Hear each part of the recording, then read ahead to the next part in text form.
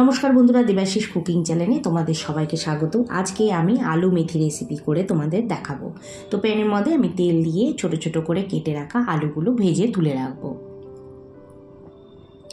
এবার প্যানের মধ্যে আরও একটুখানি তেল দিয়ে জিরে আর পেঁয়াজ কুচি দিয়ে দেব। পেঁয়াজ কুচিটা কিন্তু আমি ভালো করে ভাজবো না, মানে আধা ভাজবো, বেশিটা ভাজবো না। একটুখানি নেড়ে চুড়ে এর মধ্যে আমি আদা কুচি আর রসুন কুচি দিব। আর আমি আদা কুচিটা দিইনি, তোমরা আদা কুচিটাই দেবে।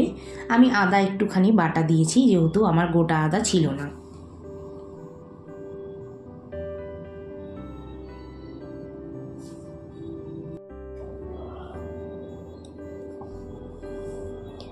এবার আমি ভেজে রাখা আলুটা দিয়ে দিলাম।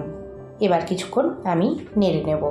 নেড়ে এর মধ্যে আমি কাঁচা লঙ্কাও কুচি দিয়ে দেব।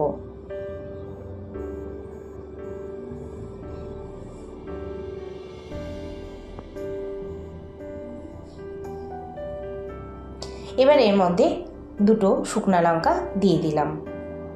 এটার ফ্লেভার কিন্তু দারুণ আসবে। এবার এর মধ্যে আমি একটা টমেটো কুচি দিয়ে দিলাম। আর টমেটোর সঙ্গে দেওয়ার সঙ্গে সঙ্গে কিন্তু আমি একটুখানি 1 চামচ লবণ দিয়ে দিলাম।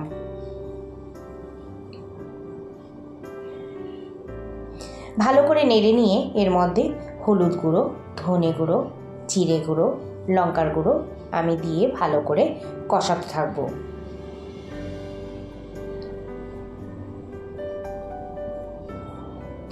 একটু জল দিয়ে দিলাম, যেহেতু আমি গুঁড়ো মশলা দিয়েছি।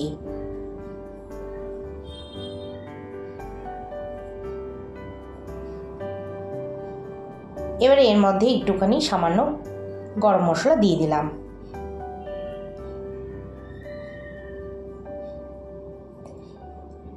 পাঁচ থেকে 10 মিনিট এটাকে ভালো করে কষালাম কম আঁচে।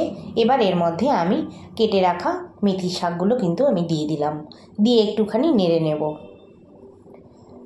আর মেথি শাক কিন্তু দিয়ে আমি কিন্তু ঢাকবো না। যদি আমি ঢেকে দিই তাহলে কিন্তু এটার একটা যে তিতা ভাব সেটা থেকে যাবে। এর জন্য আমি কিন্তু ঢেকে দিইনি। এবার আর একটু আমি সামান্য লবণ দিয়ে দিলাম। লবণ দিয়ে ভালো করে নেড়ে দিলাম।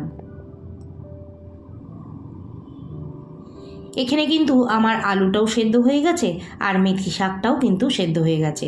এবার আমি এর মধ্যে ধনেপাতা কুচি দিয়ে একটুখানি 5 মিনিট এটাকে হতে দেব।